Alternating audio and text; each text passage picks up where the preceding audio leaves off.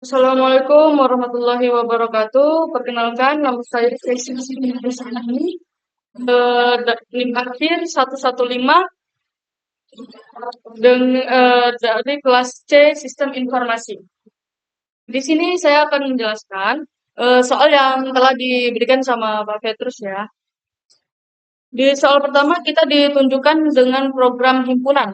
Jadi di sini kita menjelaskan definisi himpunan. Definisi himpunan P dan Q itu sebagai dua himpunan angka yang berisi himpunan angka. Himpunan P itu berisi nilai 10 sampai 14. Ini 10 sampai 14 ya, kita lihat ya. Himpunan Q berisi 13 hingga 17. Gabungan adalah menghasilkan gabungan dari P dan Q. Irisan itu menghasilkan irisan dari P dan Q. Komplement P itu menghasilkan elemen yang ada di P tetapi tidak ada di Q. Komplement Q menghasilkan elemen yang ada di Q tetapi tidak ada di P. Menampilkan hasil atau memunculkan output. Menampilkan hasil operasi himpunan seperti gabungan irisan dan komplement pada himpunan P dan Q. Membuat diagram Venn untuk dua himpunan P dan Q ini dengan label himpunan P dan Q. Menambahkan keterangan pada diagram Venn. Menambahkan label pada area-area diagram Venn untuk menampilkan elemen-elemen yang termasuk dalam irisan, komplement, dan gabungan.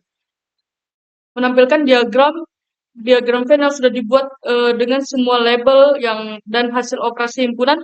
Ini kita menggunakan PLT titik show. Ya, berikut ini adalah hasil jika kita sudah runningkan dari program. Dan yang kita lanjut ke soal nomor 2. Di soal nomor 2 itu kita masuk program logika. Di program logika ini di baris pertama, di header table, di baris pertama itu kita itu menampilkan header dari table yang terdiri dari variabel R dan C. Serta hasil dari operasi logika R, N, OR, dan NOT. Sedangkan di baris kedua, itu mencetak garis horizontal berupa tanda titik untuk membuat batas antara header dan data. Header dan data. Gini ya contohnya.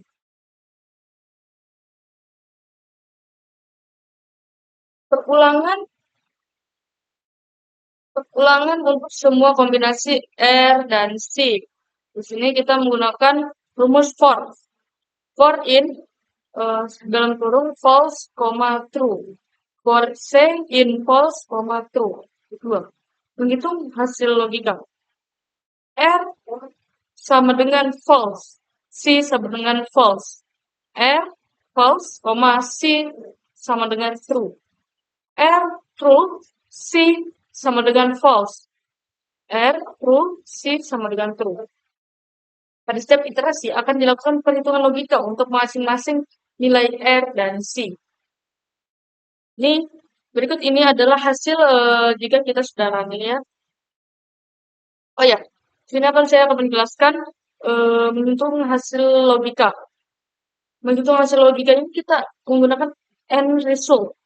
Sebagai hasil operasi N antara R dan C.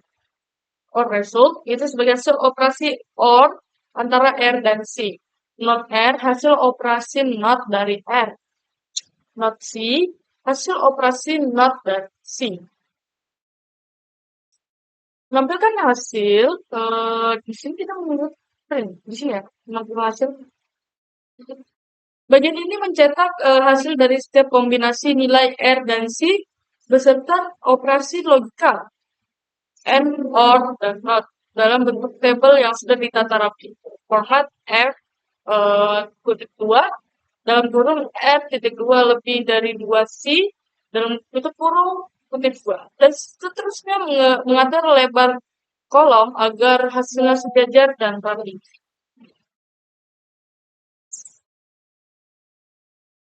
Menjalankan fungsi ya. Di sini kita lihat if name sama dengan main. Berarti ini memeriksa apakah script ini dijalankan secara langsung atau bukan import sebagai modul. Jika iya, maka fungsi truth table akan dipanggil untuk menampilkan kebenaran. Ya, ini hasilnya jika kita sudah runningkan di soal nomor 2. Oke, lanjut kita langsung ke soal nomor 3 ya. Di sini kita ditampilkan program fungsi. Program fungsi. Pertama ada fungsi is injective.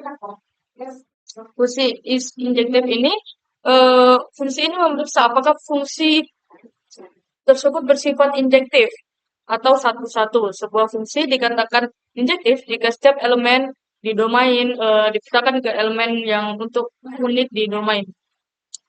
Dan yang kedua ada is surjektif. Fungsi ini untuk memeriksa apakah fungsi bersifat subjektif atau onto. Fungsi dikatakan subjektif jika setiap elemen di kodomain memiliki pre-image di domain.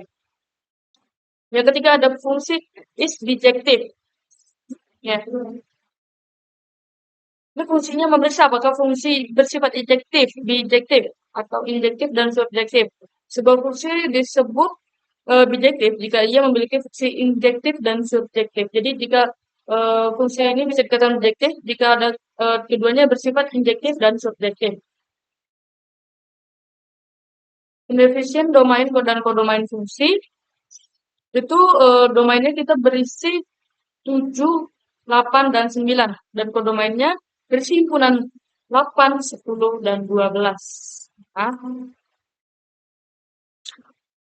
mendefinisikan fungsi matematis, yaitu fungsi yang mengalihkan elemen domain dengan 2. Kesimpulannya, kode ini mendefinisikan agar cara untuk memeriksa sifat-sifat fungsi seperti injektif, subjektif, dan bijektif. Berdasarkan domain dan kodomain dengan fungsi yang diberikan. Operasi dasar seperti perulangan dan pengecekan elemen yang unik dalam daftar digunakan untuk memverifikasi apakah suatu fungsi itu memenuhi kriteria tersebut. Mungkin cukup saja penjelasan dari saya. Kurang lebihnya apabila ada kesalahan kata dari awal hingga akhir, saya mohon maaf. Saya akhiri. Assalamualaikum warahmatullahi wabarakatuh.